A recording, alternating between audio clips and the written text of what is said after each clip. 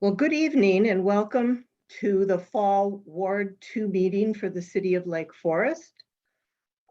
We have an agenda for the evening that you can see on your screen. Would you show us that slide, please?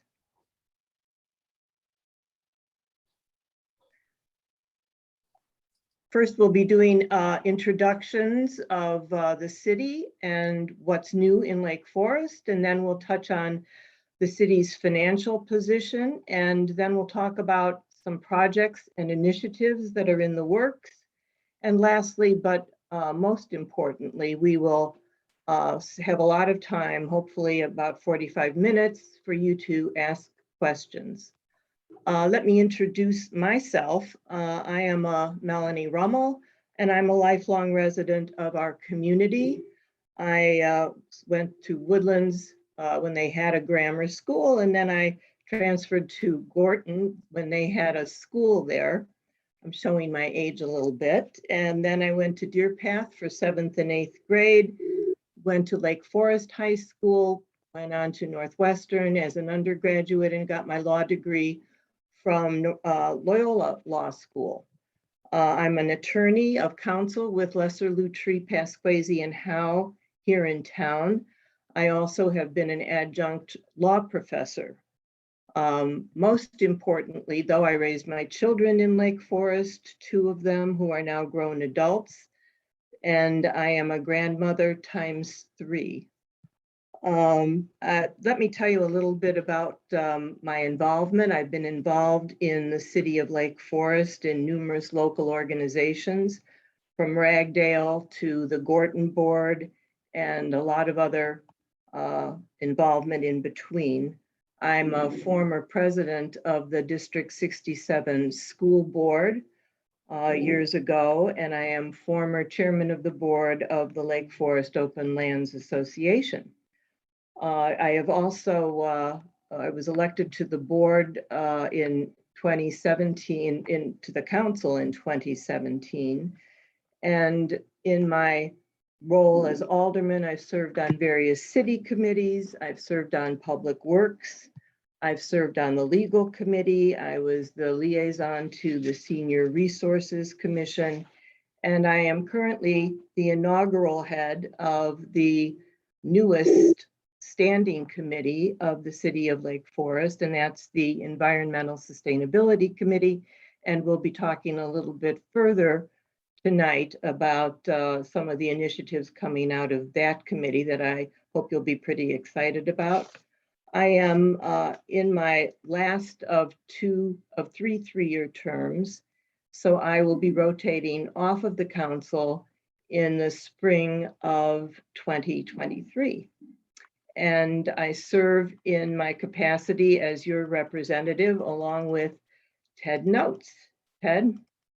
Thank you, Alderman Rummel. As Melanie said, my name is Ted Notes. I've been a lifelong resident of Lake Forest and, in fact, the 2nd Ward. I'm a product of our public education system here, having gone through Cherokee, Deer Path, and the high school. After leaving for college, where I attended Denison University, and then getting my master's in business administration from DePaul. After marrying my wife, moved back to Lake Forest in 1998 and been a resident here since, where we've raised our children, our daughter and son, who are both in college now, but also products of both District 67 and 115 as well. So the community runs near and dear and deep in our family's heart. I've been on the city council since the fall of 2019, filling the unexpired term of Tim Newman when he stepped down from his position after moving from the ward. I was then elected to my first of 2 terms in the spring of 2020, and will be up for re-election this coming spring as well. Over my time here in Lake Forest, I've served on a number of city boards and commissions, starting actually shortly after moving back to Lake Forest on the Lake Forest Caucus. After completing a term on Caucus, I then was appointed to a position on the Zoning Board of Appeals and did a 5-year term with that. After taking a small hiatus, then was brought back and put appointed to a position on the Building Review Board, where I was subsequently made chairman of that board for several years before rolling off back in 2018. Throughout the community, I've been very actively involved with my church, which is First Presbyterian Church. I've served as both a deacon and elder, as well as a youth advisor on their annual work trip. In other related activity in the community, I've been on the Historic Preservation Foundation, as well as wrapping up my term on the Lake County Community Foundation. In business, I'm a commercial real estate lender with Associated Bank, and I'm part of several industry trade groups, including the Urban Land Institute and the Real Estate Lenders Association.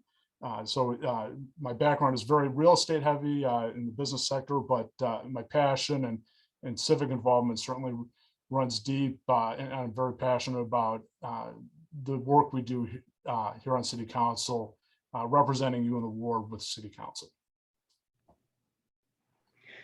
So we invite you to participate this evening. This is your ward meeting. I know I speak for Ted as well when I say we certainly wish that we could be with you live. And hopefully the next time we have an opportunity to meet, we will be live. And thank you for your patience with the city through this whole process of COVID. Anyway, tonight there are a few different ways that you can ask a question or make a comment using use the question and answer feature on Zoom. You can type a question in during the meeting. You don't have to wait until the end. We will, however, address the questions at the end of the meeting. City Manager Wisha will read them and will answer them there. You can also use the raise hand function on Zoom on the bottom of the screen, and then we will hear your voice and you can talk to us personally. So let's start with a little city overview. For those new to town, we want to introduce you to the city of Lake Forest. We've had a lot of move-ins the past year and a half, and some people may or may not be really familiar with our city government. We do strive to be the best managed community around within the bounds of fiscal responsibility. We like to be an appealing community that also encourages families to move into our community and make it their permanent home. We also respect citizen involvement and encourage it. We are what's called a city manager system of government. So we have professionals who really run the day-to-day operations of the city, headed by the city manager, and under him are directors of public works, directors of parks and recreation, etc. The city council is the legislative and policy-making body, and that includes the mayor. And then there are 2 aldermen from each of the city's 4 wards. So as you can see, that your 2 aldermen are here with you tonight. The city is also fortunate to have more than 125 residents who generously contribute their time and expertise each year to serve on the city's various boards and commissions and committees. So for those of you who have moved here from the city of Chicago, this is a little change. There, the city is paid, the mayor is really the head of the government, and he does sort of run the day-to-day responsibilities. This is much more, and their pay, the council is paid, as is the mayor. We are really a government made up of volunteers. So let's talk a little bit about how you can get involved with city government. We're always looking for volunteers, and we wouldn't be here today, and we wouldn't be the city we are today if it weren't for our volunteers. The city is only as good as the volunteers who raise their hands to volunteer, and we hope that some of you out there tonight will be replacing us in the years to come. And you can do these meetings and respond to resident questions in the future. The Lake Forest Caucus is an open volunteer organization that helps identify qualified candidates to serve as volunteers, not only for the city of Lake Forest, but also for the city's boards and commissions. The mayor is elected biannually for a 2-year term, and he may serve a maximum of 2 terms, so 4 years total. As I say, unlike the city of Chicago or Los Angeles or some of the larger cities, he receives a marvelous token salary of $10 a year. So we're paying $40 out of the budget for our mayor. And as I mentioned, Ted and I are elected for staggered 2-year terms with 1 alderman elected from each ward annually. And we serve for 3 2-year terms. And we are the best deal going because we're serving for free, as are all of the members of our boards and commissions. In addition to serving on the council and attending our regular council meetings, if you're considering this position, there are also various standing committees that provide policy oversight in a variety of operational areas. So we have the plan, not the plan commission, we have the finance committee that we all sit on. As I mentioned, I'm on the environmental sustainability committee. I know I've worked on public works, as has Ted, and that's a very active committee. We also have property and public lands. In addition to that elected city council, the city has over a dozen volunteer boards and commissions whose members are vetted through the Lake Forest Caucus and appointed by the mayor. These boards and commissions are critical to advising the city council on a variety of issues relating to land use. We have the Historic Preservation Committee, we have the Parks and Rec Board, we have a Senior Resources Commission, and members of these appointed boards and commissions may serve up to 3 2-year terms. I also want to point out that in addition to taking the caucus path to any of these positions, we do have a history of people running independently for these elected positions. Some of them have done it quite successfully and served on the city council and been welcomed and contributed well to the running of the city, as have all of the members of the city council. Even boards and commissions, while it would be very taxing for the mayor to fill all of those positions on his own, and he frequently and most often looks to the caucus to help him fill those positions with recommendations. He sometimes appoints other people who haven't come through the caucus system.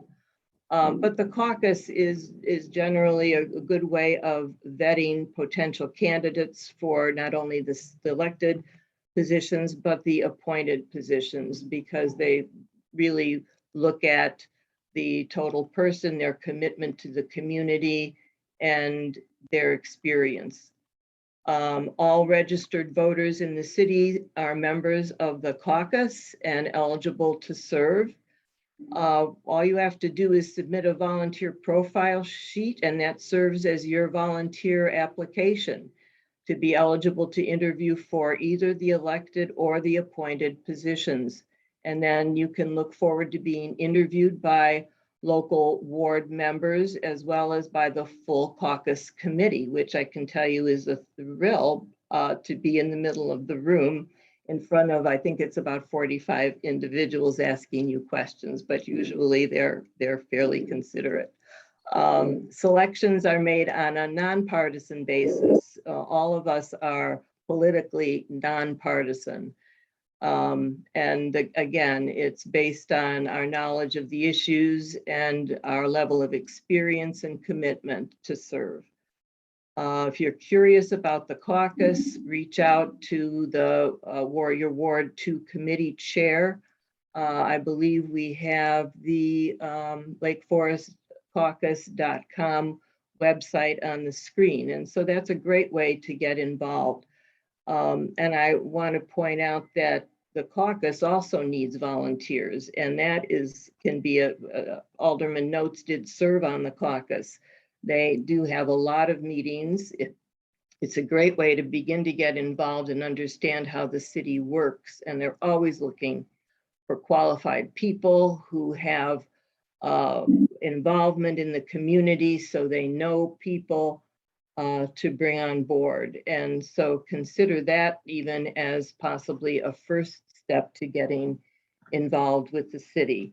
As I said before, your city government in Lake Forest is only as good as the people who raise their hand and are willing to volunteer.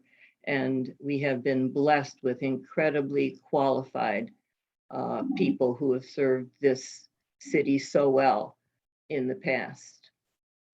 The latest COVID update, well, all our city council meetings are currently being held remotely, and face coverings are required indoors regardless of your vaccination status per the governor's executive order. COVID-19s are readily available to those who are interested. Fortunately, cases are trending down, but it's still important to wear a mask. We encourage you to wash your hands and still observe social distancing. So what's new? Ted's going to enlighten us on a lot of great happenings and good news in the city. So Thank you, Alderman Rummel. As Alderman Rummel pointed out, there are a lot of great things going on throughout the city. Over the past year or so, the city has gone through a number of initiatives to really improve its technology infrastructure. We have a revamped website, www.cityoflakeforest.com. Not if you don't complete that completely, you'll end up finding yourself looking at Lake Forest, California data. So again, it's www.cityoflakeforest.com. That website provides a really user-friendly basis for navigating almost anything you can possibly conceive of in terms of data or information on the city. In conjunction with that, the city also launched its new Lake Forest Now mobile app, which you can download to your iPhone or other cell phone device, and similar to the web-based site, some really handy touch points that can get you through navigating through different elements of city services. And I'll touch on that in a little bit more detail shortly. The city has also been focusing on infrastructural improvements. It's a long-standing commitment that the city has year in and year out to make sure that we are keeping our city infrastructure, streets and sanitation and stormwater, bridges and all that maintained as well as possible to prolong the useful life and minimize the overall long-term cost to replacing some very expensive capital items. And we'll get into some of those projects later on in this presentation. As Alderman Rummel pointed out, the city is focused on being much more cognizant of where we can make improvements in environmental sustainability matters. Alderman Rummel will be getting into some of the initiatives that she's been spearheading and helping work and guide the city through over the last year. Some exciting things that are going on in that regard. Furthermore, really, I would argue that since the last economic downturn, the city's housing demand has really never recovered fully. COVID certainly provided the unanticipated boost in the arm to reinvigorating that demand for Lake Forest housing inventory, but the long-term solution is probably still out there to be identified, that when the world starts getting back to normal, how to keep that interest in moving to the city continues and will continue to be an important element. And the city has made great efforts on establishing communication and marketing initiatives that help get that message out to anyone, whether it's a young family looking to move out of the city or someone moving from out of state to town. So really doing a tremendous job to get out all the wonderful attributes that the community has in making potential future residents more aware of all the benefits Lake Forest has to offer. Touching back on the mobile app, I would like really encourage every resident to download it. There are extraordinary ways, as I said, to get information or request city services. The mobile app, as I said, is a launch pad for that. Over the last 8 months since we put that app in place, it's been downloaded by over 2,000 users in experiencing the benefits that it has to offer every day. In the app, you'll see the ability to request special garbage collections, paying your utility bill, getting a map of where ongoing construction activity is occurring. If you're seeing an issue, fallen tree limb or broken sewer main or stormwater main, the opportunity to report incidents like that, which gets the attention of our Public Works Department immediately and can get the resources on it to get those situations fixed. Other information, you can type in where you live and it will provide you useful information on important contacts, whether it's Alderman Rummel's and my contact information, but school contacts, your state representative, state senators, and just representation, contact information. So a lot of really good, helpful information on that. As I said, one of the really powerful applications on this app is the quote unquote click fix.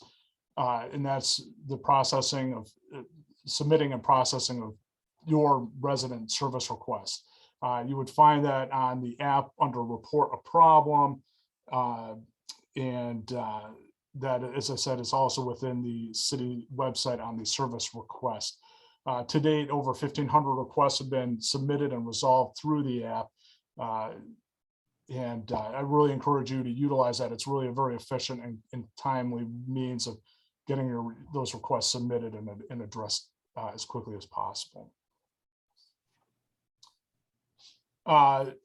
Regarding coming back to COVID and sort of in spite of COVID, Lake Forest really ended up being a tremendous beneficiary, if one would look at it that way, of some exciting activity that happened over the last year in spite of the pandemic. A number of new restaurants and businesses have come to town. Over on the west side, we've got Everett Farm and the station at Settlers Square, and Donati's Pizza and Hefe's Tacos in Westwood Square over on Western Avenue. So a lot of new exciting commitments being made by business owners to providing some new and exciting restaurant alternatives here. Ahead of us coming up in the spring of 2022, many of you are aware of Le Colonial opening a new location outside of the city here in our Market Square. And we're really thrilled to have this renowned restaurant group come here to town and really elevating and complementing a lot of tremendous restaurant alternatives we already have here in Lake Forest. Last summer, in response to find other alternatives to helping encourage alternative dining opportunities, the City Council approved a new food truck program. Unfortunately, it was somewhat late in the year for many of these food truck providers to get us on their calendar, but we're excited to continue the discussions of how we can be in front of this better for next year and utilize some of these tremendous services that food truck providers can offer to the community. With that, we've got a lot of exciting community events, and I know Melanie is looking forward to sharing with you.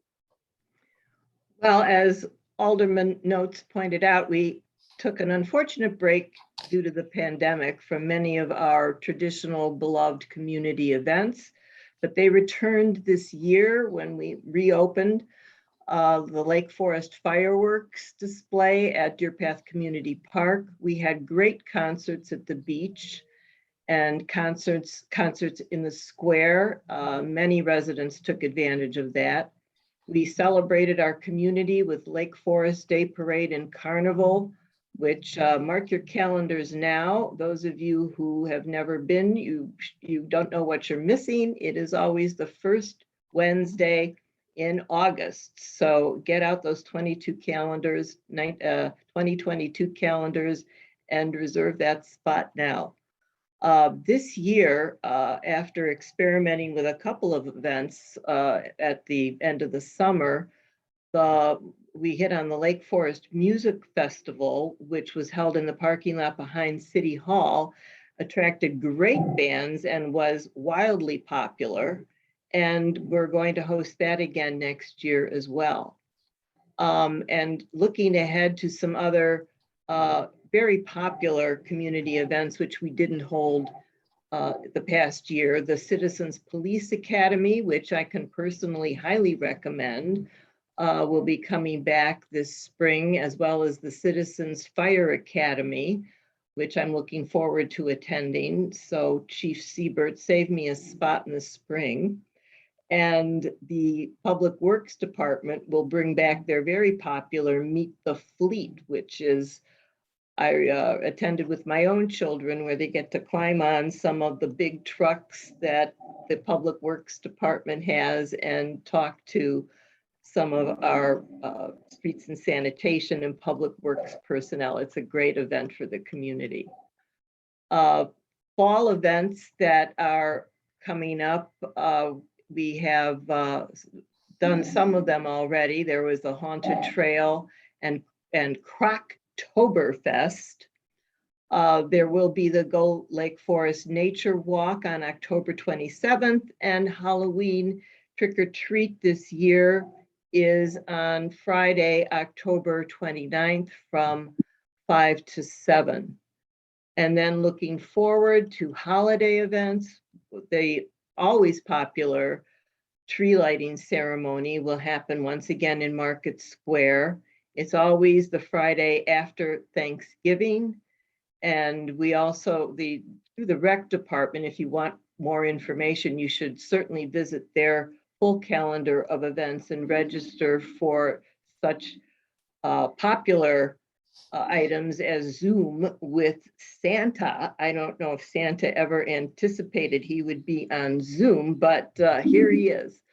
And we have the Winter Dance Spectacular and other great events throughout the winter. So it's a great place. Lake Forest is a great place to be year-round. Now it's my pleasure to talk a little bit about environmental sustainability. The role of the city's Environmental Sustainability Committee is to provide policy guidance and input on capital and operating budget initiatives that help forward the city's history of being proactive on environmental and eco-conscious planning. In June of this past year, the committee engaged in a planning exercise with council members because we needed to identify priorities for the near term. We had a long list and realized that we couldn't address everything at once, or we would have to hire more staff and we'd all be exhausted at the end. So we had to narrow it down, and so we wanted to see where our fellow council members stood on some of the items on our list. This list, by the way, was compiled through discussions with community members. There was a city survey that was conducted, and this was all done in consultation with Mist Environmental, who is our sustainability consultant. So what did those priority initiatives wind up being? Well, we have really 4 of them, which we are pursuing in the near term. This doesn't mean that the other items that were identified have gone away. They will be addressed in the future. But right now, we are concentrating on promoting public education and communication efforts to raise awareness and engagement on sustainability issues. And the city staff has helped leverage social media, the dialogue newsletter. We have Sustainability Sundays that have special advice on how to be more eco-conscious. We have an e-newsletter that also carries announcements about environmental initiatives, and we're using all the modalities that the city has to share information on environmental topics. Another initiative is evaluating rooftop solar on city facilities. This would not only allow the city to support renewable energy development, but also result in cost savings for the city's electricity usage. We also have some other programs that others of you might be enrolled with, where like through MC Squared Energy, where we are using where some solar fields are being used to provide energy to many of the residents in our city. So the other initiative is climate resilience, which we need to work with to understand how we can effectively measure our community's baseline greenhouse gas impacts, so that we can identify ways we can reduce our collective impact on climate change. One of the important features when we created this committee was we wanted to be able to measure the effectiveness of our initiatives. And in order to do that, we need a baseline. And that's what this initiative is intended to accomplish. And our last initiative, again, I emphasize in the short term, is recognizing that Lake Forest is home to many ravines, and these ravines serve as a critical component to our stormwater infrastructure. However, a majority of these ravines, slopes, and properties are privately owned and in need of care. So we have a responsibility to help educate homeowners on how we can work together to ensure the integrity of our ravine systems so they can remain healthy and effective. So we hope to work collaboratively with local agencies like Lake Forest Open Lands to build more awareness around this issue. Really, the vast majority of our ravines are privately owned. The city really has control mostly over the inflow into those ravines. And we'll talk a little later about some of the projects that the city has initiated in the ravines recently, and more to come. I just wanted to point out another item. Since 2015, the Lake County, not Lake Forest, but Lake County Forest Preserve District has been leading a buckthorn eradication pilot project. This is started in the Middle Fork Savanna, and it was aimed at clearing the pervasive and invasive species in one of Lake Forest's, of course, most trusted ecological assets. And this year, the Forest Preserve District is spearheading a public education campaign to collaborate with and educate landowners on this program. And it even is offering financial resources to help people combat the spread of buckthorn on their property and throughout the county. I don't believe, and so we are, as a city, going to also promote the eradication of buckthorn, and a lot of us can start in our own backyards by taking a look at what's growing back there. Buckthorn easily multiplies and can be difficult to eradicate, but it really prevents a lot of our lovely forests from realizing their full potential when it drowns out other plant life. Another major environmental initiative is our Rethink Recycling program with Bart the Cart. I hope some of you saw our Bart the Cart at Lake Forest in the Lake Forest Day Parade. He was there in all his glory, I think atop one of our garbage trucks. This is an education program and campaign to reduce recycling contamination. In the past, recycling used to pay for itself, but in recent years, the cost to recycle was getting in the area of $250,000 or more to recycle. So the Lake Forest Garden Club approached the city and funded an initiative to reduce curbside contamination from a rate of 25% to closer to 10%. So we have developed numerous educational materials. A grant funded the hiring of 2 interns who conducted curbside recycling cart audits and even recycling games, which they presented to summer camps. So if the parents weren't getting the message, hopefully the children would be bringing it home.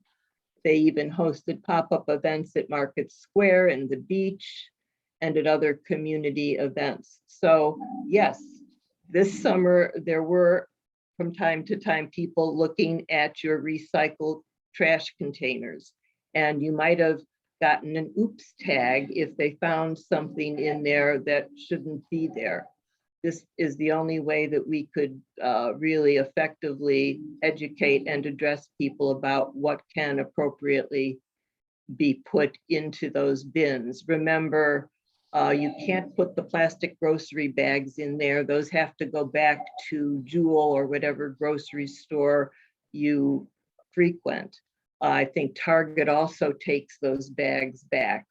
Also, part of one of the initiatives out of environmental sustainability, there's now a bin out at the compost center where you can put your grocery bags. So take advantage of those, but please, please don't put them in the cart.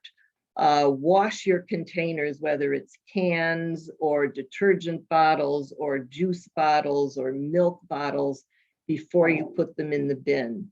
Number 6, plastics, I believe, cannot be recycled. And please don't put hangers or hoses or tanglers in those bins, and help us reduce our contamination rate, because it costs us a lot when individuals, it's actually an assembly line where individuals are going through that refuse and picking out the items that can't be recycled. So please, please, please help us. We want to reduce our contamination rate.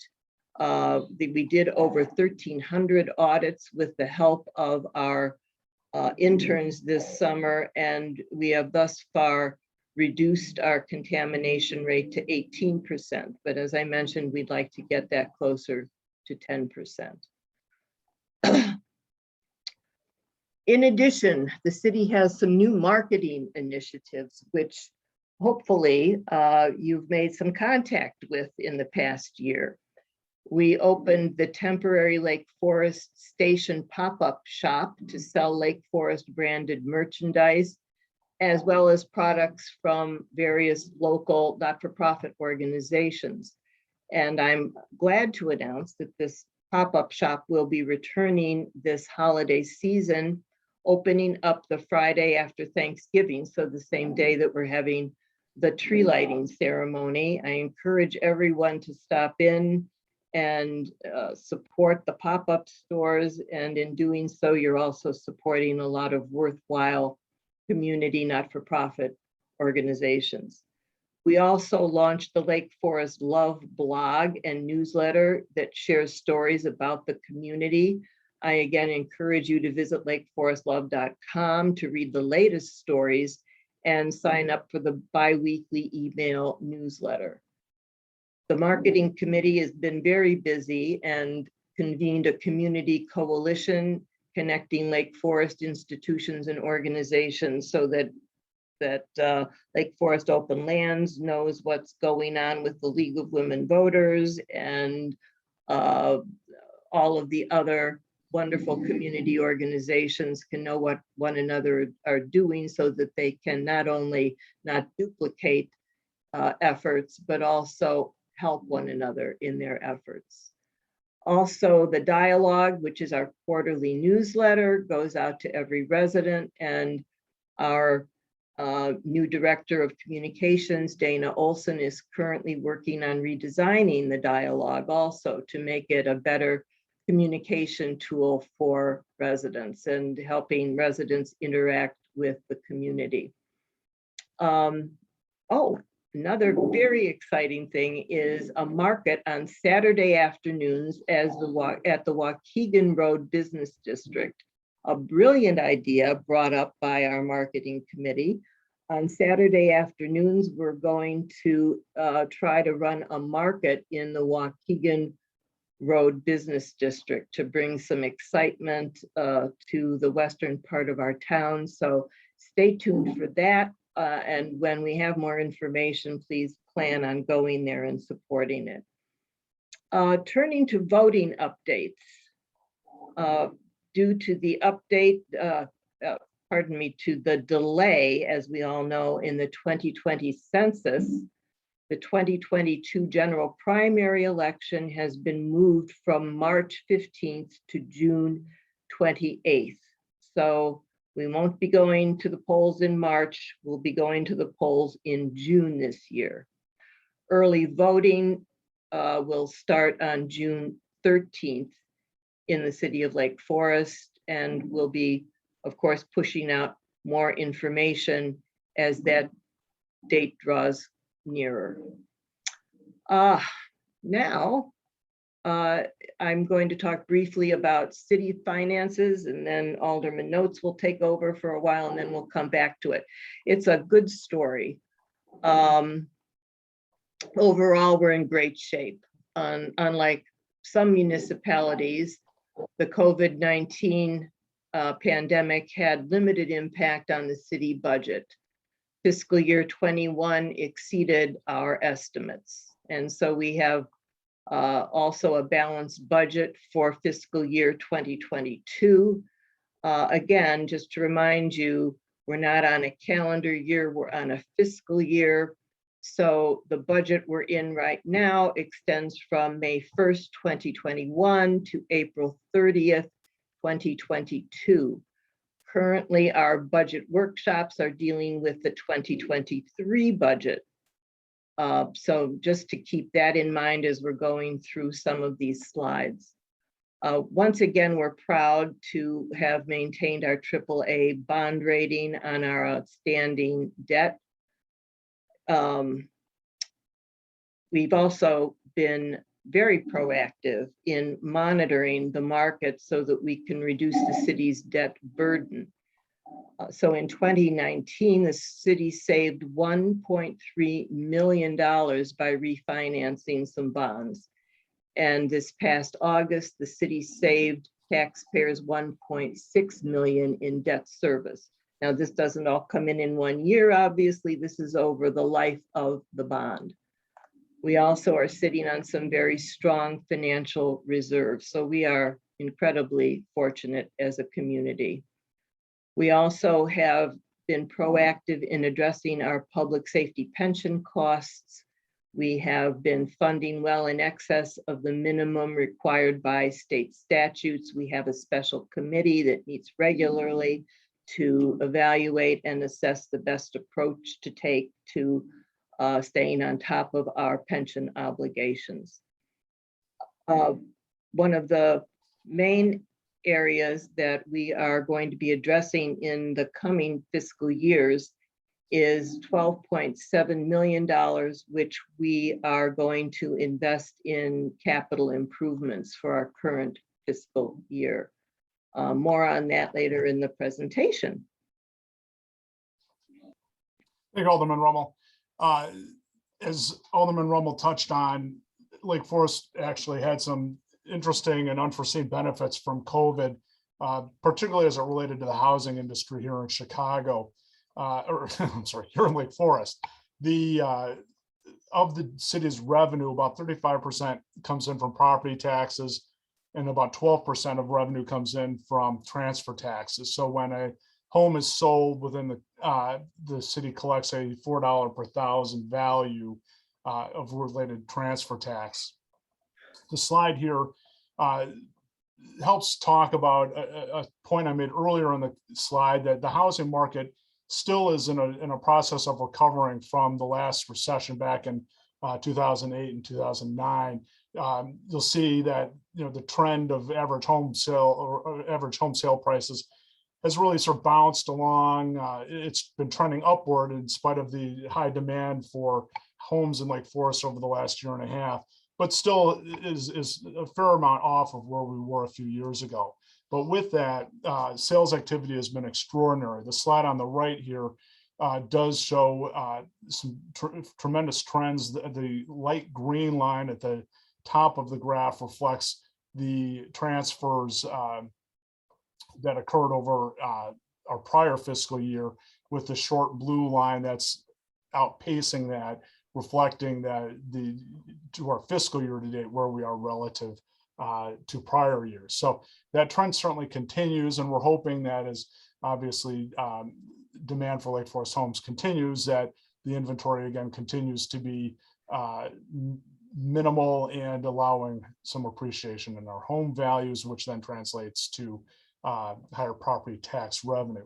With that said, however, in spite of higher property tax revenue, it's important to note that looking across Lake County, Lake Forest actually has the lowest property tax levy rate. Now, it's also important to note that Lake Forest average rate, which is 5.8%, is only a small component of your overall tax bill. And I believe we have a chart on the next page that shows all of the components of your overall tax bill. So again, that 22% is what, when I'm referencing the city's tax rate of being the lowest, that 5.8% is what is the city's 22% of the your overall tax bill, with the high school District 115 and the elementary schools of District 167 accounting for a little over 50% of the balance of your property tax bill, with the other taxing bodies being the Lake County taxes, the library taxes, and then miscellaneous other entities.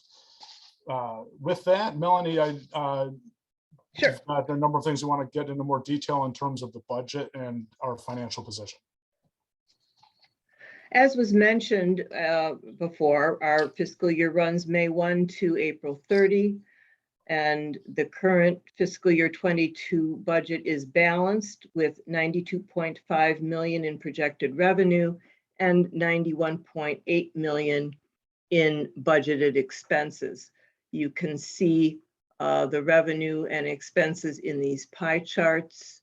Obviously, our property taxes bear the lion's share of our revenue, accounting for more than a third of the city's annual revenues, with charges and fees also accounting for 29%. And in terms of expenses, our greatest expense is always personnel, taking up about 42.2% of citywide expenses. You can see that otherwise we contract out some services, and that accounts for about 15%. So you can look at that chart and sort of see where we sit with that. This chart shows the city's expenses by function. Notice the many pieces in the pie, including the many services and programs that the city provides, including water and sanitary, sanitation, streets, senior services, and police and fire, taking up some pretty significant wedges in this pie chart. Additionally, of course, the capital improvements, and as we mentioned, we have dedicated a lot of funds this fiscal year to capital improvements in our city. Notably, we can go to the next slide. We can highlight some of these projects and investments for the current fiscal year. There is a wide range of capital assets, from water and sanitary and infrastructure to the Forest Beach Bluff.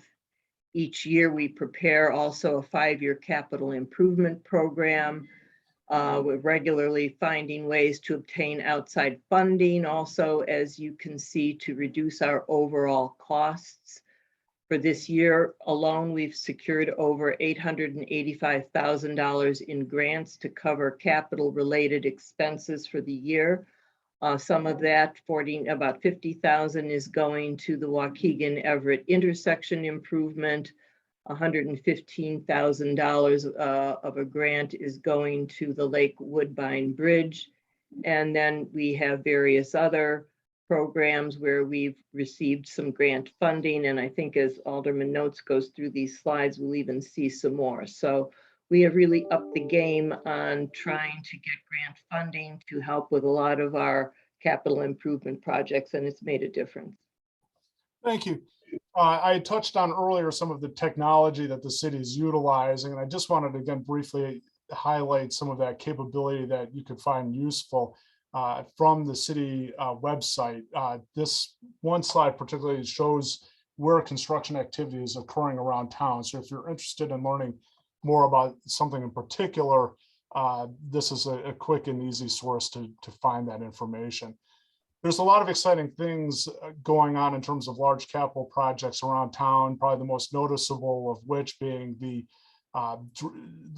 stormwater work that's undergoing at the underpass at Route 41 and Deer Path Road.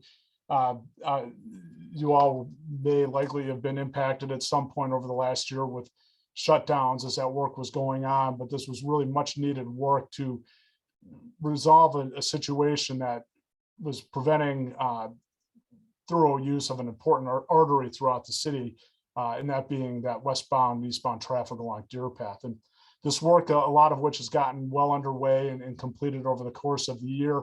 The top of the right-hand side of the slide shows a graphic of how the new hole configurations at Deer Path Golf Course, where the new tees and greens are being reconfigured relative to one of the two new detention ponds.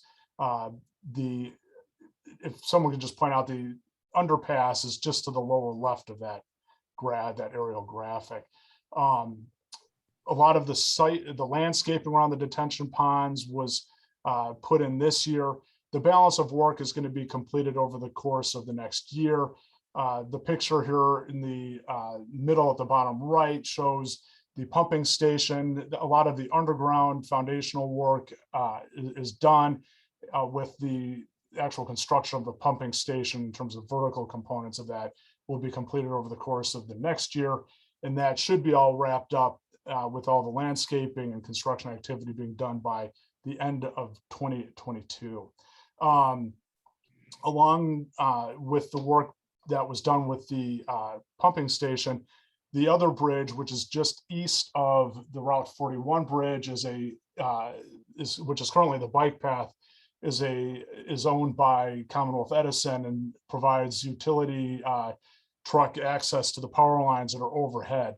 Unfortunately, the condition of that bridge is deteriorated to the extent that it cannot support the weight of those utility trucks.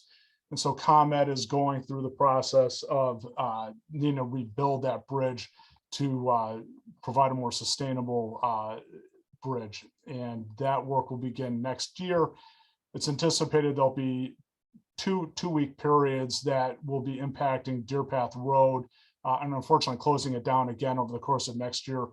Public Works is working carefully with ComEd to minimize the periods of that disruption, focusing to try and get that done while school is out of session and before after school ends in the spring session and then resumes in the fall. So the city is very well aware of trying to mitigate the disruption on everyone's lives in that regard, but it's important work that needs to be done, and unfortunately does require closing Deer Path Road again for several periods.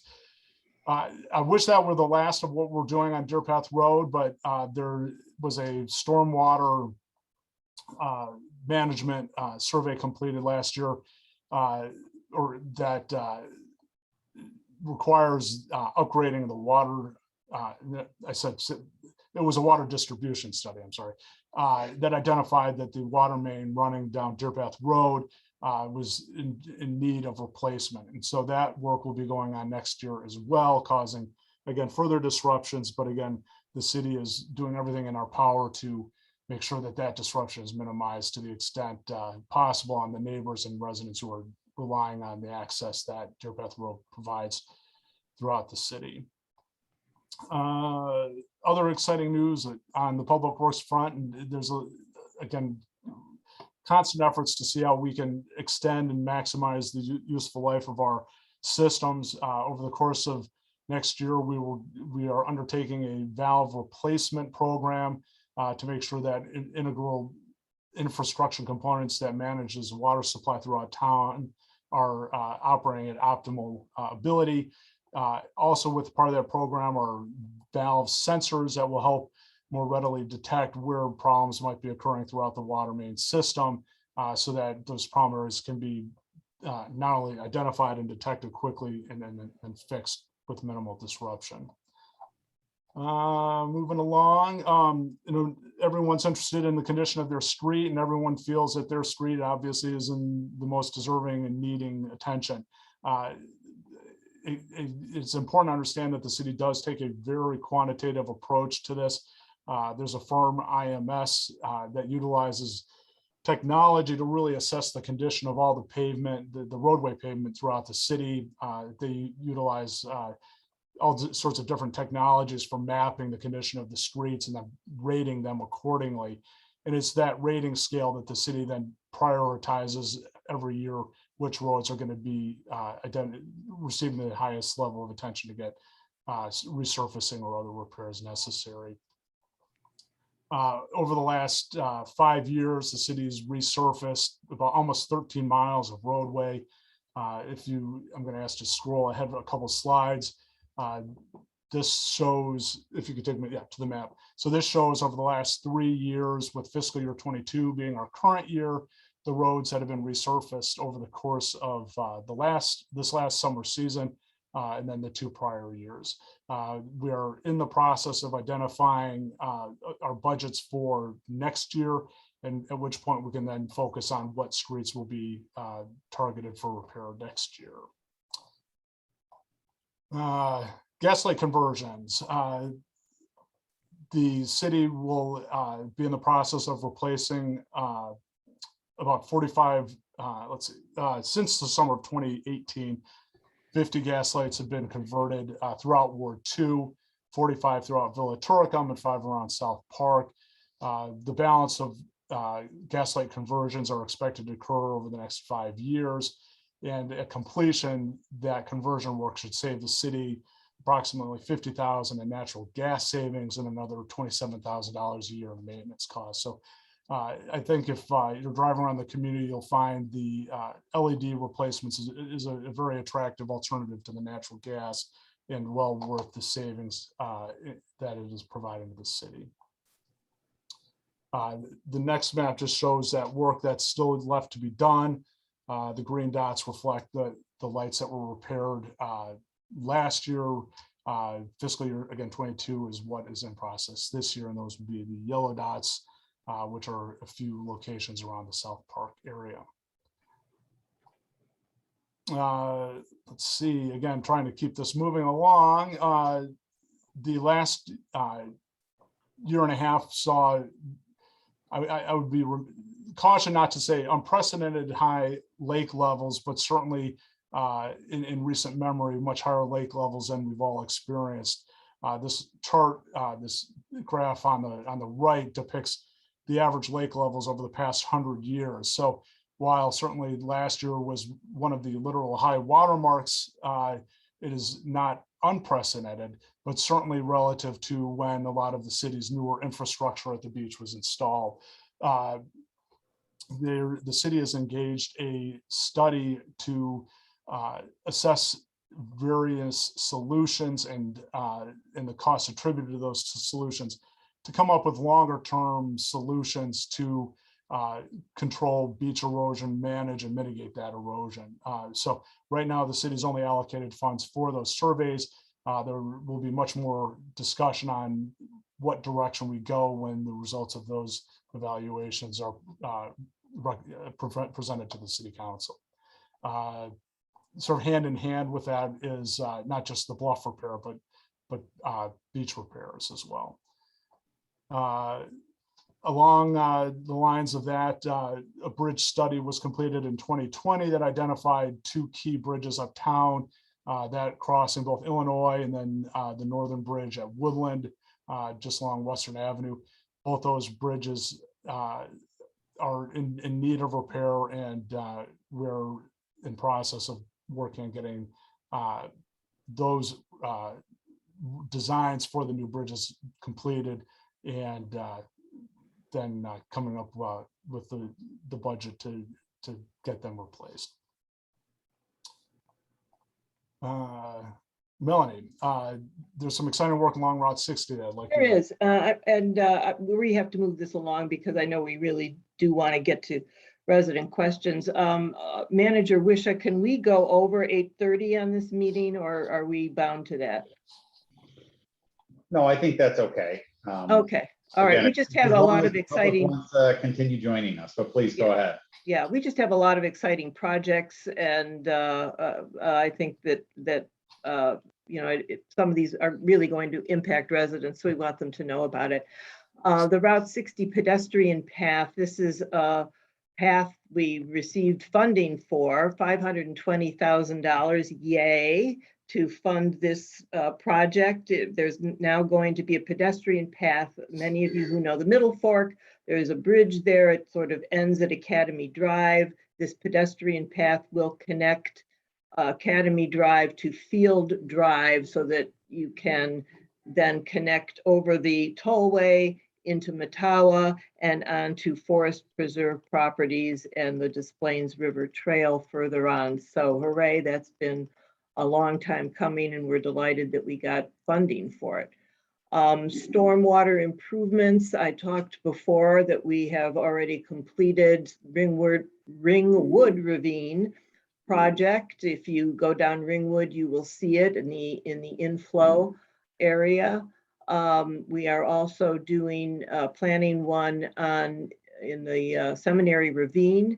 When we do these projects, we incorporate sustainable green infrastructure components such as stone riffle pools to slow down the velocity and also help filter some of that storm water. We also plant native plantings along the banks to help prevent bank erosion. We are looking for more grant opportunities next year. There is also a Burr Oak area stormwater sewer project that's been in the works for years. We're talking about actually putting a bladder under Western Avenue to capture some of that stormwater, filter it, and then bring it under the railroad tracks, across under McKinley, across part of the front lawn of the high school and into a ravine where it will filter into a ravine in Lake Bluff. We were awarded a $2.7 million grant that will go halfway to funding the total cost of that construction. And we're still waiting, and hopefully construction will begin early spring of 2022. Parking lot improvements. We have also incorporated sustainable elements into some of these, such as EV charging stations. Our new one at Old Elm has 2 EV charging stations. We are incorporating bioswales into our parking lot designs and special stormwater quality structures that again filter the stormwater before that stormwater is released into our very important ravines.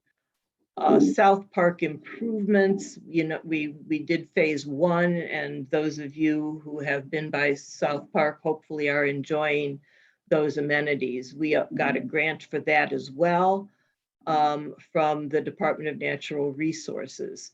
We're currently planning phase 2, which will be sort of toward the back of the park. Some of the amenities that we're looking at new amenities to put in there would be a small shelter with restrooms near the baseball diamonds, a new practice pitching mound and improvements to the baseball fields, and even a splash pad feature, which will be the first of its kind in Lake Forest. So stay tuned for that. It's all very exciting. Again, the design will also incorporate some environmental sustainability elements into the parking lot. The city expects to have this design complete in 2021 and hopefully have some of the improvements done by 2022. And the process included a lot of input from the staff and the public, as we like to do when we can. Again, in our ward, the Waveland parking lot is due for some improvements. There is going to be some resurfacing, some stormwater drainage, and a sustainable bioswale put in before that, again, filters into the Skokie River. So that's exciting. We're also adding significantly to the number of parking spaces there, and also redoing the traffic flow so that you don't have to enter the parking lot and back up and turn around and get out. There will be a way to go around the whole perimeter of the parking lot. And so ingress and egress will be much easier getting in and out of that parking lot. So we look forward to that improvement as well within our ward. Many of you also may have been hearing about athletic field improvements and a Deer Path Sports Complex. This has risen to to a lot of public discussion in recent weeks. I want to emphasize that this project is still in the very early stages of development. And here we have a timeline showing how we are going to go about addressing this proposed improvement. The Parks and Rec Department first mentioned this in the master plan in 2019. There was a real push for higher quality sports fields for practice and games. It was one of the most highly prioritized amenities identified by the community. And based on the community recommendation in that master plan, an athletic field assessment was conducted to evaluate the city's athletic fields and to make recommendations for improvement. City staff presented several of these athletic field improvement options in the assessment to the city council at the workshop we had in July of this past summer, so July 2021. During that discussion, there was a clear consensus that something needs to be done to improve the city's athletic fields.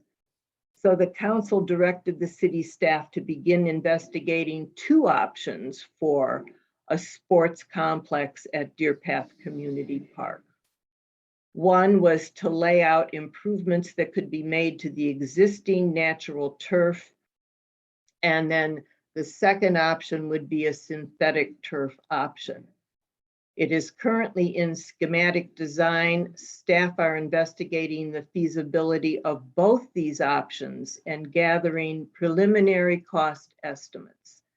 At the Capital Workshop in November, Council will review preliminary findings and informally designate funds that will go toward this project. Once these funds are earmarked for the project, then a community engagement process will begin in November of 2021 through February of 2022, where we'll begin to gather community feedback, further refine the project scope, and identify additional areas where we need to emphasize some more study. So at the City Council Budget Workshop in March, the Council will finally select the final design option and officially designate the funds for the project in the fiscal year 2023 budget. So there's a lot to come on this. Nothing has been done at this point. We're very preliminary in the process. We are going to be seeking input from residents, and we are going to look at this project from all different aspects so that we can come up with the best solution to our athletic fields. Alderman Notes. Thank you, Molly. The last topic I wanted to cover in our scheduled agenda is the McCormick Ravine. And while McCormick Ravine is under the purview of open lands, it is a significant amenity to the city, and particularly here in Ward 2. If you've been passing along Sheridan Road, you may have noticed there is construction activity going on. Open Lands is in the process of creating a new entryway and parking lot for public access to the ravine, the McCormick Ravine, when it ultimately opens. They have a phenomenal new trail system that's in the process of being completed. And I think it's everyone's hope and intent that by the end of next year, the public can start enjoying the fruits of these labors. I certainly encourage you to reach out to Open Lands directly if you have any specific questions. And just on the topic of McCormick Ravine, and since we all got together with our last ward meeting, one of the more exciting, unfortunately, ended up not being a significant issue, was a wildfire that broke out through the ravine last November. And I just wanted to commend our fire department for its extraordinary efforts helping coordinate, control, and minimize the damage that wildfire undertook. It was really the fire chief could speak to more details on the personnel that had to be mobilized to bring this under control, but really a testament to the professionalism of the department we have here in Lake Forest in making sure that the situation did not create any really bad outcomes. It was really a phenomenal effort, and commend Chief Seibert and all the Lake Forest Department staff. With that, that concludes my and Alderman Rummel's prepared remarks, and we've got a lot of Q&A questions that have been popping up. City Manager Jason Wisha will help organize and field these questions. There's some repetition, and to the extent Alderman Rummel and I can address them, we will. Otherwise, for particular details, call upon senior city staff who are all present on this call as well to help jump in to field more specific questions. Thank you. Great. Well, thank you, Alderman Rummel and Alderman Oates. Very nice job on the presentation tonight. We do have some questions that have been submitted, and again, we'll probably receive some more as we move through the Q&A portion. The first question we received is a pretty thoughtful one, and it is this: there's a lot of positive momentum in our city, but what are the greatest challenges we face? Well, I can share in my mind, and in my personal opinion, I think our greatest challenge continues to be attracting new residents to the city. As I said, we had extraordinary good fortune with COVID driving demand for housing here in town, but I do believe that there will be certainly residual benefit as more people work from home. But conversely, as people do return to work, I think it continues to be a challenge to drawing businesses and residents to town. So really working with all the different parties within town to find solutions to help continue and build that momentum, because the vitality of the housing market is certainly critical to the success of the city. Melanie or Alderman Rummel? Yeah, I think we think alike. Along with those new residents who are coming into town, I think it's important that they become a part of the fiber of the community. And so I encourage any new resident on this call tonight to get involved in government, get involved in our not-for-profit organizations, get to know your neighbors, and understand how this city has remained the beautiful, attractive place where we all have come to raise our families, and help us preserve the wonderful community that we have. And we welcome you and hope you will join hands with us in doing that. I think the other challenge is attracting businesses and seeing what a vibrant business district is going to be of the future.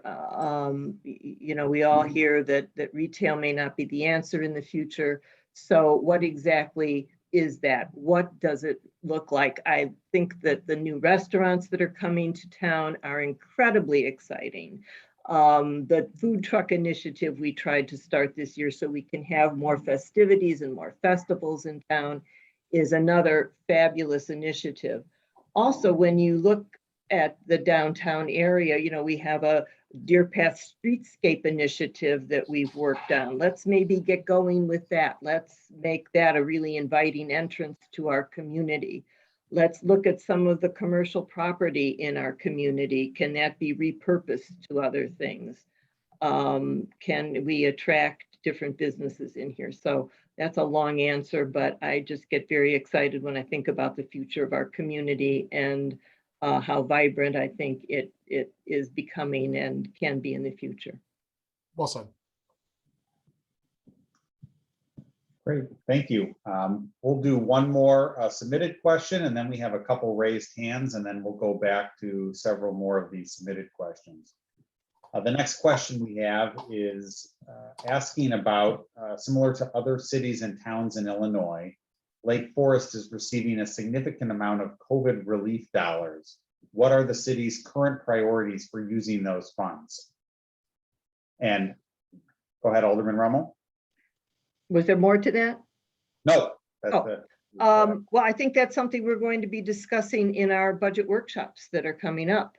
And we look forward to those discussions, and aren't we blessed to have these dollars to work with? But we have to keep in mind that our allocation was based partially on the expenses we incurred during COVID as a municipality. So, you know, there's sort of, I don't know what the net number is. It looks like it's this huge windfall, but there were outlays that occurred during COVID that this was meant to compensate us for. So.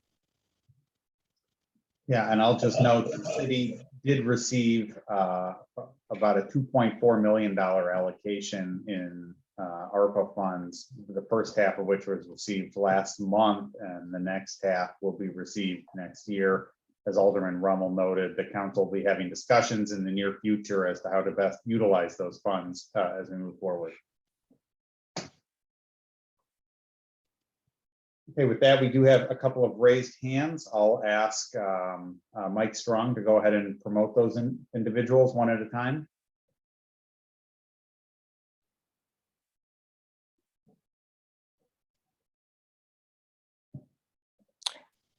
Hello, Alderman Rummel, Alderman Oates. Thank you both for your service. My name is Brian Dacey.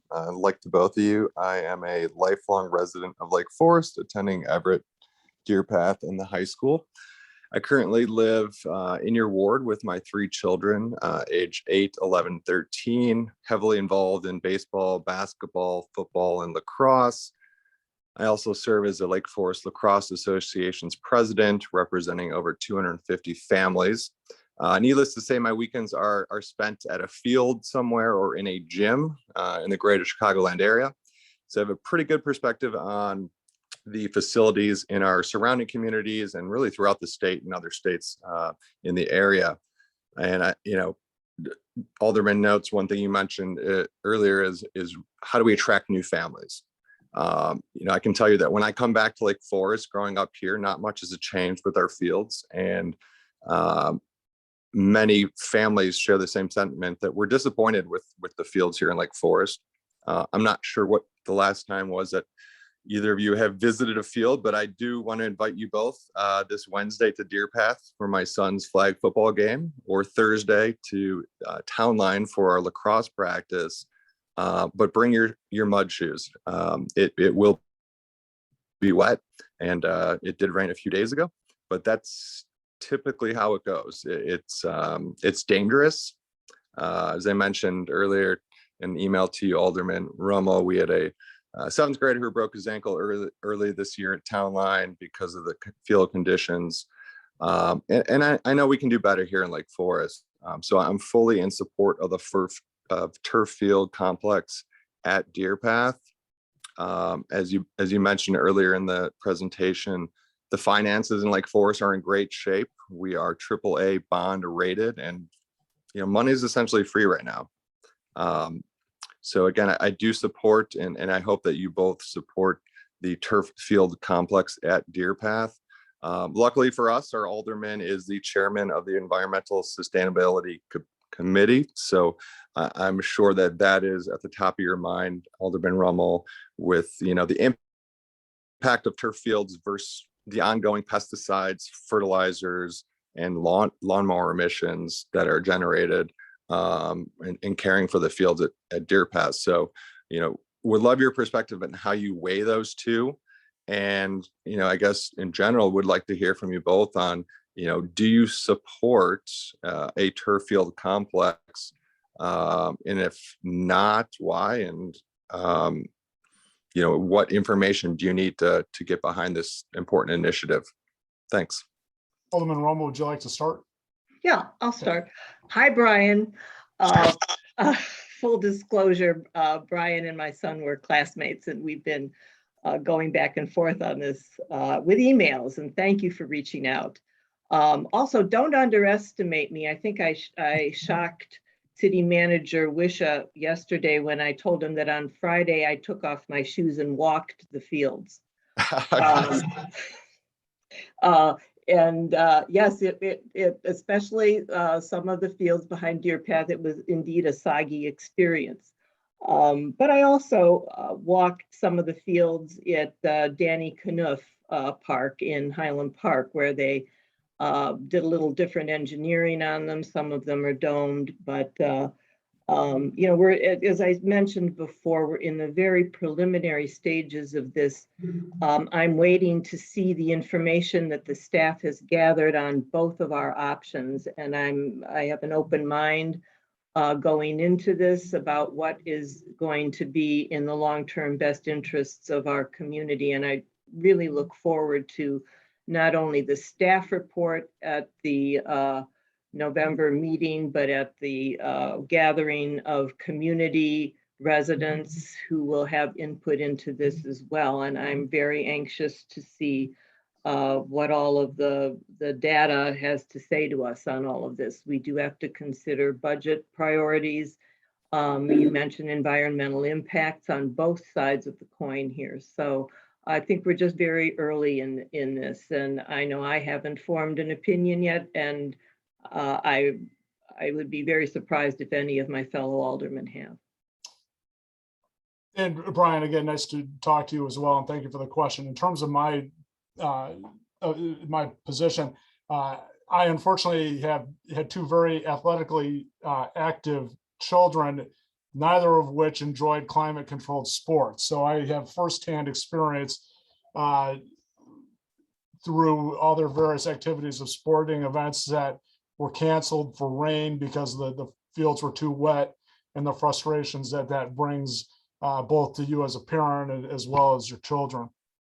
So I am absolutely, open to finding the solutions that help improve these conditions. What those be, again, like Alderman Rummel, a very open mind in terms of weighing all the many different pros and cons of what that solution looks like. So I think you'd find a resounding answer the same across City Council. Everyone wants to find that solution. What exactly that is certainly will be part of further discussions.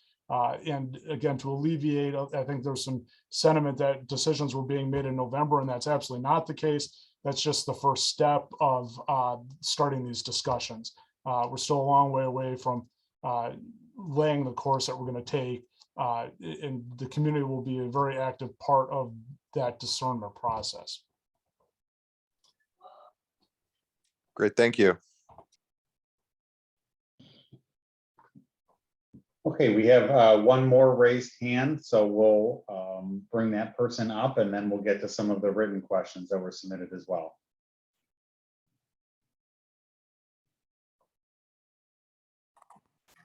Good evening, Alderman. My name is Elizabeth Sperry. I reside in the Northmore neighborhood. I first want to thank both of you for your unprecedented efforts in steering our communities and our lovely village toward the desired outcome. We've had a lot going on here. It's been a very exciting time, and we certainly appreciate your leadership. Ditto to Jason, our newish city manager. Hats off to you for the job that you do. We do a lot of things right. And Jason, since you're on the call, I want to give two shout outs. Number one is the Ringwood Ravine maintenance and preservation, the restoration. This was a spectacular job. I don't know if that's Chuck Myers, but this thing looks like it's something out of the Botanic Garden. I've never seen a restoration of this magnitude. It was beautifully done, and I look forward to seeing what else is done in that chapter.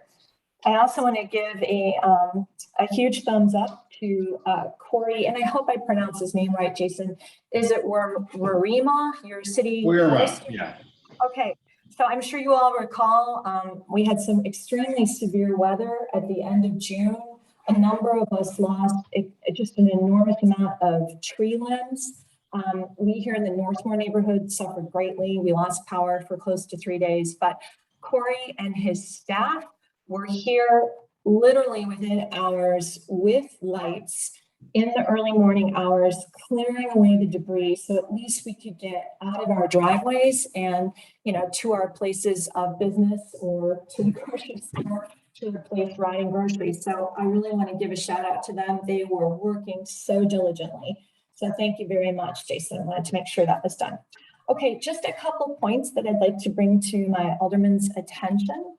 And they all fall under code enforcement. The first one is nuisance properties. Unfortunately, I had the great misfortune of living the last 12 years next to such a property. Overgrown vegetation, obnoxious weeds, harboring rats, vermin, nuisances, unsightly appearance, very detrimental to nearby property and property values. And I've spoken to Kathy Cerniak on numerous occasions, as well as Paul Peterson, our code enforcer. I also know that our former Alderman Tim Newman complained. Alderman Rummel, I know I've emailed you about this as well. Thankfully, this person took advantage of the rising property values and has sold their home. And the transition here in the neighborhood has been extraordinary. It's a classic before and after, right out of HGTV. But where I would like to call on each of you is that for the last decade, the management of this property has been non-existent. I know there were site visits, but I know the neighbors have been extraordinarily unhappy with water grading issues. And again, the things that I cited. When I did speak to Kathy Cerniak, she noted that there were over 30 such nuisance properties, at least in our city. And I would really welcome an opportunity to get a better understanding of how we are enforcing these codes. Because for those of us that do play by the rules, it was quite frustrating to have to live next to this particular residence. And if any of you would like to comment on that, I would appreciate it. Sure. Again, I apologize for any frustrations. I'm going to ask Community Development Director Kathy Cerniak if she could provide a couple comments more generally about the city's code enforcement efforts. Sure. There are certainly different expectations that different residents have. I am aware of the property that Ms. Sperry is referring to.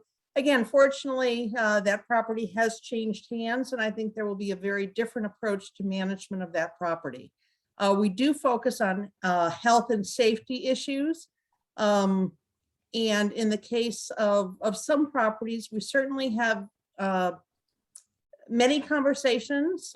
We do site visits. We work with property owners. Our goal really is not to fine people, but really to move in the direction of helping them take corrective action, or even more importantly, is having neighbors talk to each other, particularly when part of it is a different philosophy. I think we have some properties where some residents are trying to move in the direction of having more native landscaping, and that certainly is very different than those who really prefer a very manicured lawn area. So it's a tough balance, but we certainly welcome any concerns that people have. We do follow up on them. And when we can, we try and facilitate conversations involving various neighbors. I was just out on a similar situation today, and we had 4 different property owners involved. And it really was a chance for neighbors to talk to each other and understand different points of view. Our last resort is certainly to levy fines. And in the case mentioned, we did levy some fines. So We can also enforce through bringing people to the administrative hearings officer, which we do on occasion when we issue citations. But again, our goal is always trying to move in the direction of mediation and really coming to a positive resolution. Never a single right answer. Thank you very much, Kathy, and thank you, Elizabeth, both for the feedback and for the kind words regarding our parks, forestry, and public works crews, all of whom were involved, not just in the cleanup of the storm, but also in several of the ravine improvement projects. So it's always nice to hear that positive feedback. So thank you. The next question we have submitted is how/where can we learn more about the buckthorn removal initiative?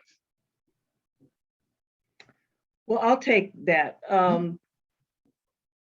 Because I attended a seminar that was put on at Lake Forest Open Lands Association by the Lake County Forest Preserve. This really is a Lake County Forest Preserve initiative. And they are the ones that would be providing the funding for it. A lot of it is aimed at properties that are adjacent to the Middle Fork. I think they've been frustrated because they've removed so much buckthorn from the Middle Fork, but it keeps getting reseeded because adjacent properties still have buckthorn on them. So I'm going to be working with the Environmental Sustainability Committee and Dana Olson as part of our education outreach on environmental initiatives, and we'll hope to incorporate more and more information on buckthorn removal in some of those community posts that we talked about earlier so that we can get the word out. The Forest Preserves also has a lot of brochures that talk about replacement plants that are appropriate, that can replace and give you the same privacy of buckthorn, because that's one of the reasons that a lot of people still like to keep buckthorn as a privacy measure. But there are native plants that can replace that and grow into the same kind of privacy hedge that buckthorn currently provides. So why don't you, I don't know where the question came from, but if you get a hold of Dana Olson at the city, who is the Director of Communications, she and I can get together and be sure that you get the information directly. Otherwise, you can go on the Forest Preserve website and look for the information there. They have numerous brochures, and we'll work on getting this out to the public in the coming weeks and months. Great, thank you, Alderman Rummel. The next question, can you speak to the condition of pipes that direct drinking water to our homes and whether those indicate any exposure to lead?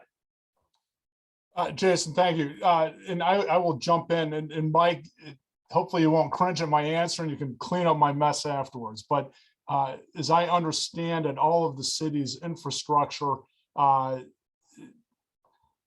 that none of the city's infrastructure has lead pipes, and that where there are lead pipes would be the homeowner's service from the city's infrastructure to the home.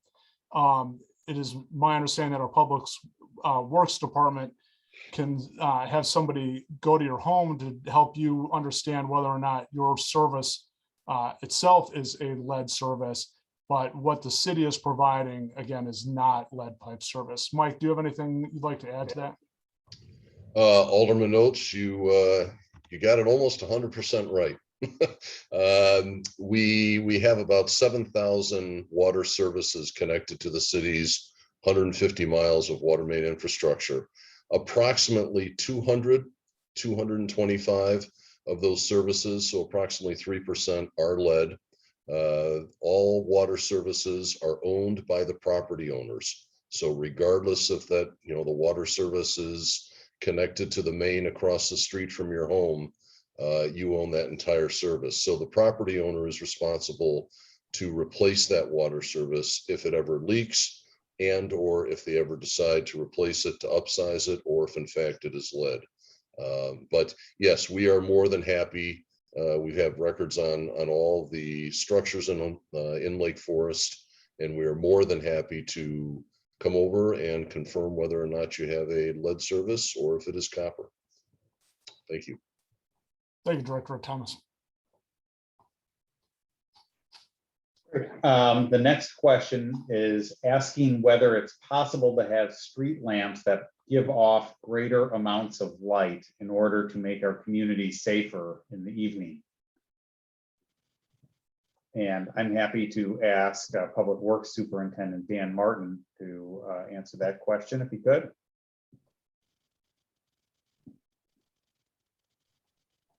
Yes, thank you. Yeah, the streetlights, it's another incident or another case where we always like to try and strike that balance because we have as many, quite a few concerned citizens about the safety, but also about preserving the darkness because a lot of people like that as well. We have about 1,800 street lamps throughout the city through the neighborhoods and about 439 gas lights that are now under conversion, as Alderman Notes pointed out. And we started converting these about 10 years ago, starting with the street lights from metal halide to the LED. And when we did that, we were able to increase the illumination a little bit on each of those lamps. And the other factor between that is that they don't degrade over time, so the light does stay brighter. Compared to what we had before. And also as we do these conversions of the gas light that we've started and we were making it through the town to convert them all in-house, those give off a little bit more illumination and also they don't get from the gas burning really kind of darkens the lamps over time. And we don't have that with the LED conversion. So they stay cleaner and brighter much longer. And we don't have that lighting degradation. So it is a fine balance that we tried to strike in the community as far as where is that right illumination for various streets and neighborhoods in town. But we're open to any comments, and I know that we're not making everyone happy in regards to that, but that is kind of the approach that we've taken. But we would welcome any feedback. So that's it. I'm just going to add a little bit to that. I think Ms. Duffy lives in the Whispering Oaks area, and we just don't have a lot of street lamps in this neighborhood. Be they, what would be there are the gas street lamps. It just wasn't developed with a lot of street lamps there. So it is a little dark around here at night. Something that we can certainly take a look at. Yeah. Great. So the next question is both, I think, a question and a comment in regards to the athletic field improvements project. And it is asking whether and or suggesting one of the options be exploring improved underground drainage with natural grass installed over the top of it. And I read the question. Absolutely. That's one of the two options that we are going to thoroughly look at and discuss. As I mentioned, I have done a little investigating and walking in some fields that have been engineered differently. And we certainly will look at engineering solutions and the possibility of doing engineering and natural turf if that can accomplish our goal, which is providing better playing fields. So, we have to keep the goal in mind, not the option in mind. The goal is to provide better playing fields for our community. Taking into consideration, as I mentioned, our budget, how we use our money, environmental issues, how many games are being missed, all sorts of questions that need to be addressed and carefully looked at. And as I also mentioned, resident input will be very welcome along the way. So nothing's off the table. Nothing's on the table. There has been no decision made at this point. We are looking at all options. Thank you. Next question. Is there any plan to get a gas station on the southwest or west side of the city? Jason, if I can just lead it, and then I'd like to ask Kathy to expand on that. That's really a function of what developable land there is, and then finding someone who's going to make that investment. Kathy, if you could speak to whether you're aware of anyone in the talking to you who's even interested in that. Sure. We really have two possible locations. One would be the Waukegan Road Business District. I think we're unlikely to see a gas station in that area. It's simply what we've seen is any gas station that goes in really is not the two pump gas station anymore. It is a fairly big facility. I think we went through that discussion with the car wash. There is a remote possibility at the Amberley Woods corner on Route 60, the Route 60 corridor, Route 60 and Saunders, that there could be some interest in a gas station there. Again, I think it's remote. Costco, as was noted, is really presents a challenge for any other gas station.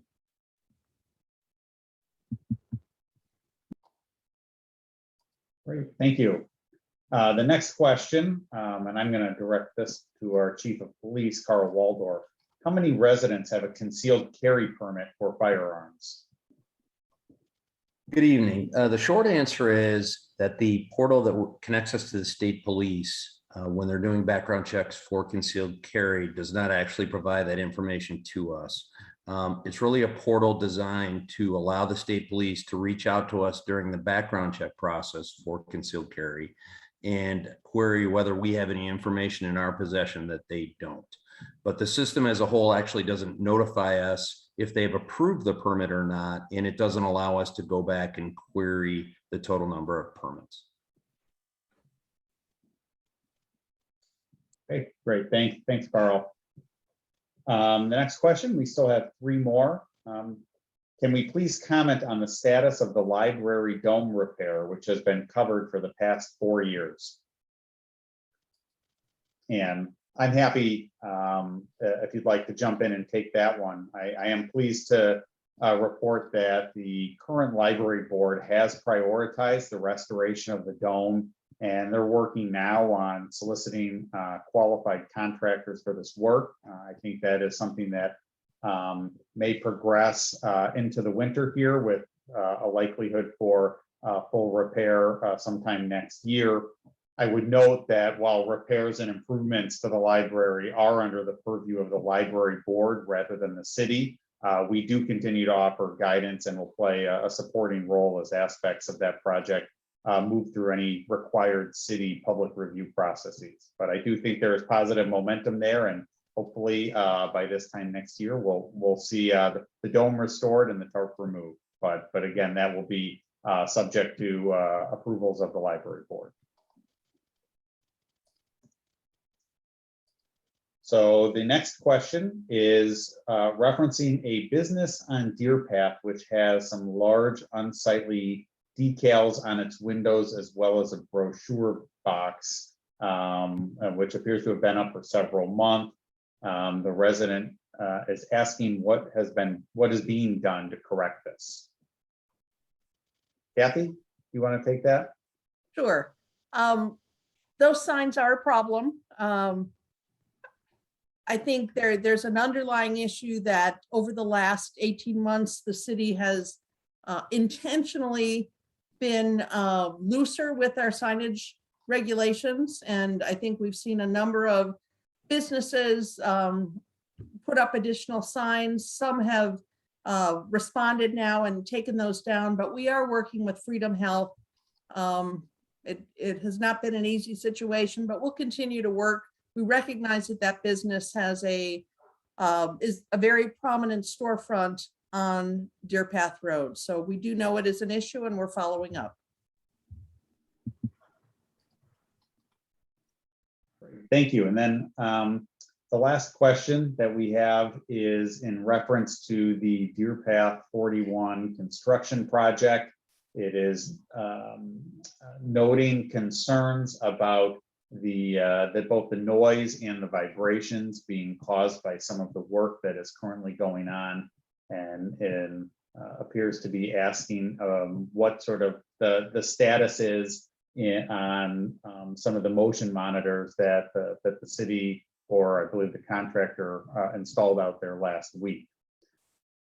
I'm happy to jump in to take that, just to note first and foremost how much we appreciate everybody's patience who's having to live through that project. We know what an incredibly disruptive project that has been throughout the community, but most specifically for those who live in immediate proximity to the area. As was noted, vibration monitors were installed last week. I can't speak to the results of what they found, but certainly we will follow up with interested property owners to share the results of that. And I do just remind the community and the public at large that while the project is occurring within our city limits, it is a project being run and paid for by the state through the State Department of Transportation. So we try very hard to influence the state and the contractors to minimize the impacts and disruptions to the residents in the community. But ultimately, it is not our project. We don't have direct control or oversight over that. But again, we do appreciate everyone's patience. We know what a headache and a frustration it's been. And to the specific question on the noise or vibration monitors, I'll be happy to follow up with specific information in the days ahead. Thank you. Well, does that conclude our questions and answers? I hope everyone has had an opportunity to ask anything that was on their mind following our presentation. I want to again thank you for participating and for taking an interest in your local government, and again emphasize, please get involved. There are open positions, I know, on some of the boards and commissions. There will certainly be open offices on the city council.